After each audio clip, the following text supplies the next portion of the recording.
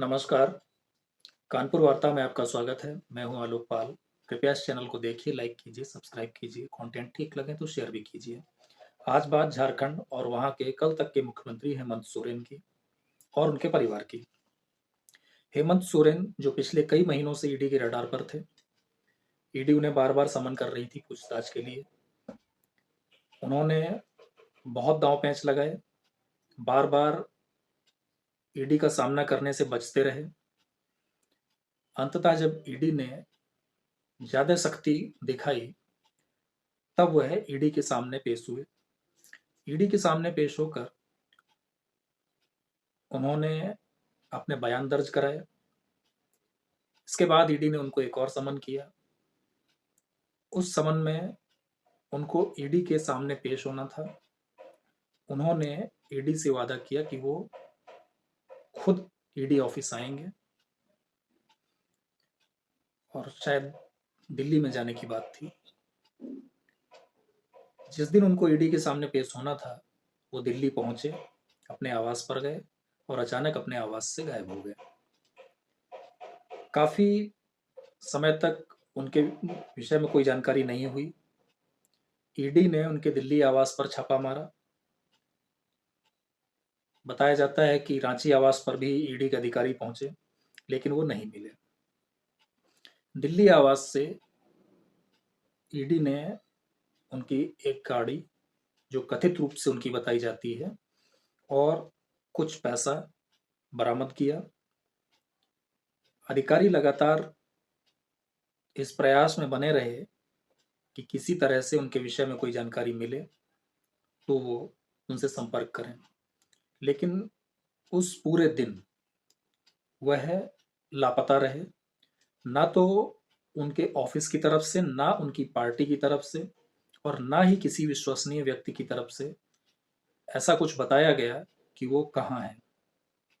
अगले दिन अचानक सुबह सुबह खबर आई कि हेमंत सोरेन रांची पहुंच गए हैं और वह अपने आवास पर हैं। इसके बाद कल यानी 31 जनवरी को ईडी को उनसे फिर से पूछताछ करनी थी। ईडी उनके रांची आवास पर पहुंची। जैसा कि आजकल सभी पार्टियों ने एक प्रक्रिया बना रखी है कि जब भी उनसे कोई भ्रष्टाचार के केस में या किसी अन्य केस में कोई जांच एजेंसी पूछताछ करने पहुंचती है, तो धरना प्रदर्शन यह एक आम बात हो गई है। तो पता चला कि वहां पर बहुत सारे जेएमएम के कार्यकर्ता आ गए हैं। खैर, इसके बाद ईडी ने उनसे पूछताछ की। पूछताछ के बाद उनको हिरासत में ले लिया। चूंकि एक मुख्यमंत्री को गिरफ्तार करने से पहले बहुत सारी फॉर्मेलिटीज पूरी करनी होती हैं, तो ईडी ने उनको मुख्यमंत्री के रूप में गिरफ्तार नहीं किया। ईडी ने उनसे इस्तीफा देने के लिए कहा होगा। इसके बाद वह राजभवन पहुंचे, अपना इस्तीफा दिया। लेकिन इससे पहले 30 जनवरी को उन्होंने अपने आवास पर जेएमएम के विधायक दल की बैठक बुलाई। उस विधायक दल की बैठक में वो चाहते थे कि उनकी जो पत्नी है कल्पना सोरेन, उनको विधायक दल का नेता चुन लिया जाए, जो अभी झारखंड विधानसभा की विधायक नहीं है। मीटिंग चलती रही, लेकिन शायद उसमें एक राय इस पर नहीं बन पाई कि कल्पना सोरेन को विधायक दल का नेता चुन लिया जाए। विधायक दल का नेता कल्पना सोरेन को न चुनने के पीछे एक बड़ी वजह झारखंड मुक्ति मोर्चा के प्रमुख परिवार, या यूं कह लीजिए आजकल जो जेबी पार्टियां हैं परिवारों की, तो सोरेन परिवार के अंदर एक झगड़ा कह लें, राजनीति पर कब्जा की कोशिश कह लें, या कुछ और कह लें। उसके चलते कल्पना सोरेन को वहां पर विधायक दल का नेता नहीं चुना गया। शिबू सोरेन की एक दूसरी बहू है सीता सोरेन, जो उनके दिवंगत पुत्र दुर्गा सोरेन की पत्नी है। वह झारखंड की विधायक भी हैं। तो वो चाहती थी कि हेमंत सोरेन अगर इस्तीफा देते हैं तो सीता सोरेन को विधायक दल का नेता चुना जाए। हेमंत सोरेन नहीं चाहते थे कि परिवार के किसी सदस्य को विधायक दल का नेता चुना जाए। उनको डर था कि कल को जब वह जेल से वापस आएंगे, या तो दोष मुक्त होकर या जमानत पर, तो उस स्थिति में परिवार का सदस्य शायद उनके लिए अपनी जगह खाली ना करे। तो ऐसे में वो परिवार के सदस्य के नाम पर केवल अपनी पत्नी को ही विधायक दल का नेता बनाना चाहते थे। जब इस पर बात नहीं बनी, तो उन्होंने अपने एक विश्वास पात्र चंपई सोरेन, जो झारखंड मुक्ति मोर्चा के उपाध्यक्ष भी हैं और पिछले कई बार के विधायक हैं, पार्टी के वफादार हैं, मंत्री भी रहे हैं, उनको विधायक दल का नेता चुन लिया। और कल जब वो इस्तीफा देने गए, तो इस्तीफा के साथ साथ उन्होंने चंपई सोरेन के विधायक दल का नेता चुनने की जानकारी भी राज्यपाल को दी और चंपई सोरेन के नेतृत्व में नई सरकार गठन का दावा भी पेश किया। अभी यह मामला राज्यपाल के हाथ में है, क्योंकि वहां पर जो सरकार है उसमें जेएमएम अल्पमत में है, उसे कुछ बाहरी विधायकों के सहयोग की आवश्यकता होती है। तो वैसे में राज्यपाल देखेंगे कि उनको सीएम बनाना है, बनाने से पहले जो अन्य संवैधानिक प्रक्रियाएं होती हैं उसके विषय में वो जानकारी करेंगे और फिर निर्णय लेंगे कि बनाना है या नहीं बनाना है, शपथ दिलानी कि नहीं दिलानी। जहां तक बात कल्पना सोरेन की है, तो कल्पना सोरेन को इसी वजह से झारखंड विधायक दल का नेता नहीं चुना जा सका, क्योंकि वह विधायक नहीं थी और झारखंड के विधानसभा चुनाव में बहुत ज़्यादा समय नहीं बचा है। लोकसभा चुनाव के बाद वहाँ पर विधानसभा के चुनाव भी होने हैं। तो वहाँ उस स्थिति में गेंद चुनाव आयोग के पाले में चली जाती है कि उतने थोड़े समय के लिए चुनाव आयोग वहाँ पर उपचुनाव कराना भी चाहता है, नहीं कराना चाहता। तो अगर चुनाव आयोग उपचुनाव कराने से मना कर देता, तो उस स्थिति में कल्पना सोरेन को भी इस्तीफा देना पड़ता, क्योंकि 6 महीने से ज्यादा वह मुख्यमंत्री नहीं रह पाती बिना विधायक हुए। अब अभी जो वहां की राजनीतिक परिस्थिति है उसमें बॉल राज्यपाल के कोर्ट में है, क्या होगा पता नहीं। लेकिन झारखंड का जो सोरेन परिवार है, इसके विषय में जिन लोगों को जानकारी नहीं है उनको मैं यहाँ पर कुछ जानकारी देना चाहता हूँ। हेमंत सोरेन के पिता शिबू सोरेन झारखंड के एक बड़े नेता थे। जब बिहार और झारखंड एक ही राज्य हुआ करते थे, तो झारखंड को बिहार से अलग करने के लिए शिबू सोरेन एक बड़ा आंदोलन चलाया करते थे, या यूं कह लें कि उसके नेता थे। आदिवासी होने के कारण उनको आदिवासियों का एक बड़ा समर्थन था और उस समय पर झारखंड में सबसे बड़े आदिवासी नेता शिबू सोरेन ही हुआ करते थे।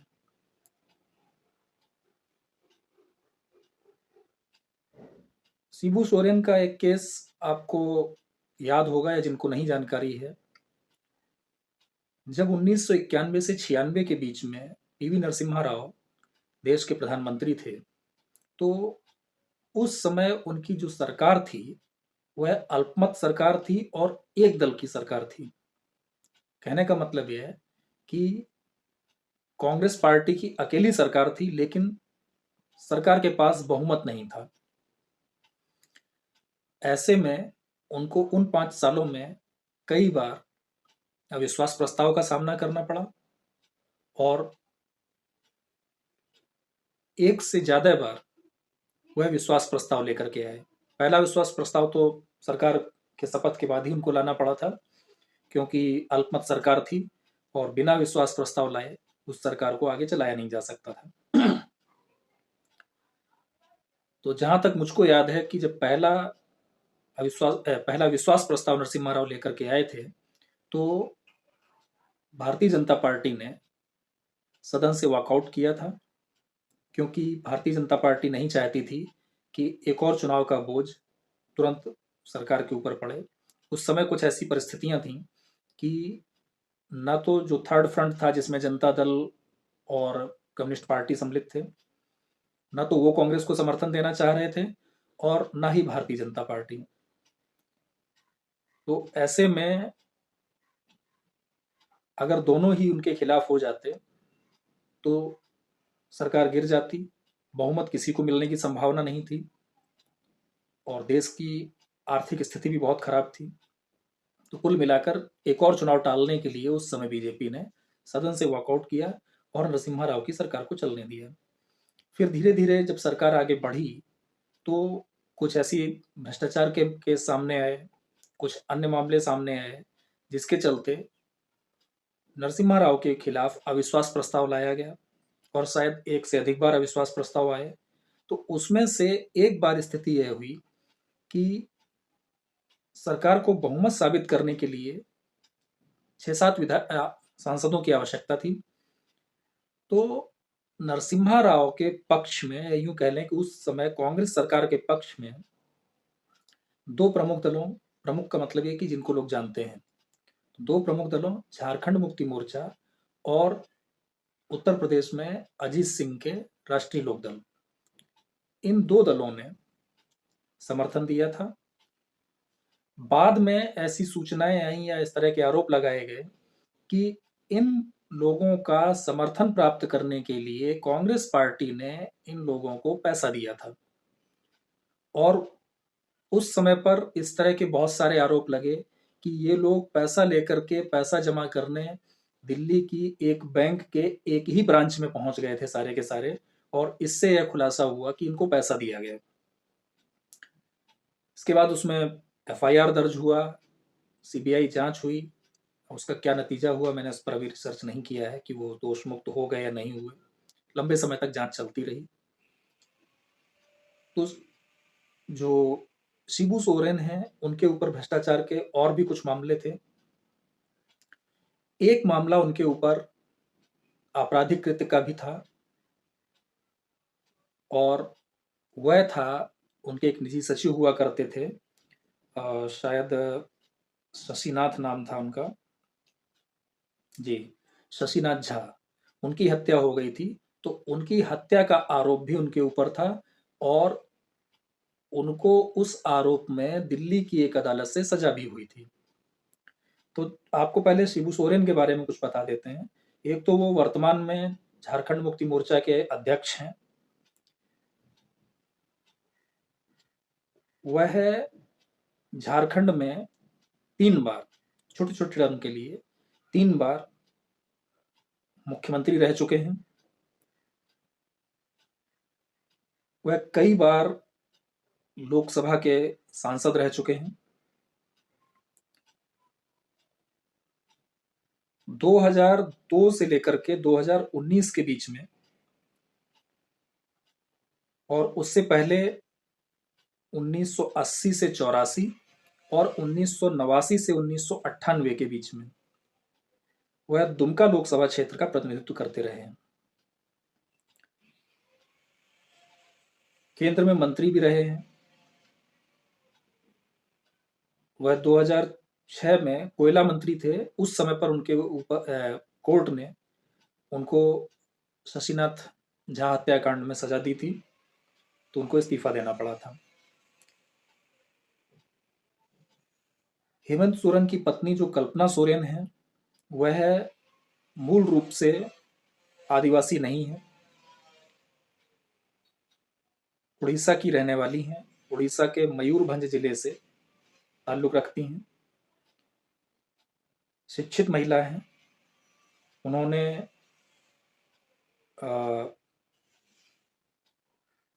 इंजीनियरिंग और एमबीए की पढ़ाई की है।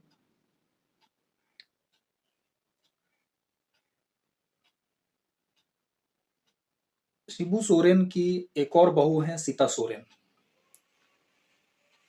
सीता सोरेन जो कि वर्तमान में विधायक हैं और उनकी महत्वाकांक्षा थी झारखंड का मुख्यमंत्री बनने की।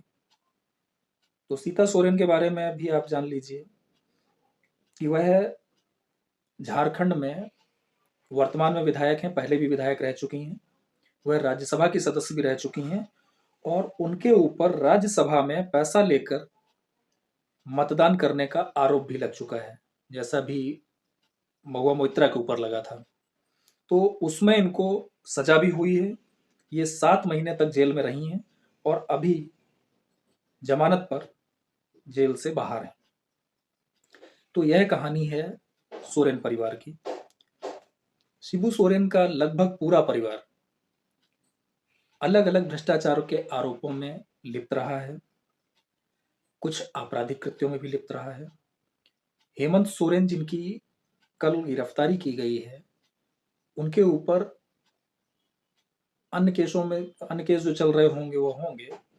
ईडी में 3 केस चल रहे हैं, जिसमें से उनको जिस केस में गिरफ्तार किया गया है वह सेना की जमीन को प्राइवेट घोषित करके उसको बेचने और उससे प्राप्त पैसे के मनी लॉन्ड्रिंग का है। अब कल गिरफ्तार किया है ईडी ने, जाहिर सी बात है कि उनको जेल भेजेगी। पीएमएलए का केस है, जमानत जल्दी मिलनी नहीं है।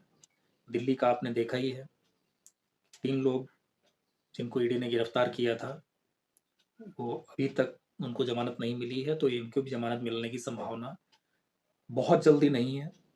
तो ऐसे में झारखंड की राजनीति में क्या होता है, किस करवट बैठती है, उस पर निगाह रखनी होगी। आज की वार्ता में इतना ही। इस कार्यक्रम को अंत तक देखने के लिए बहुत बहुत धन्यवाद। कृपया इस चैनल को सब्सक्राइब जरूर कीजिए। नमस्कार।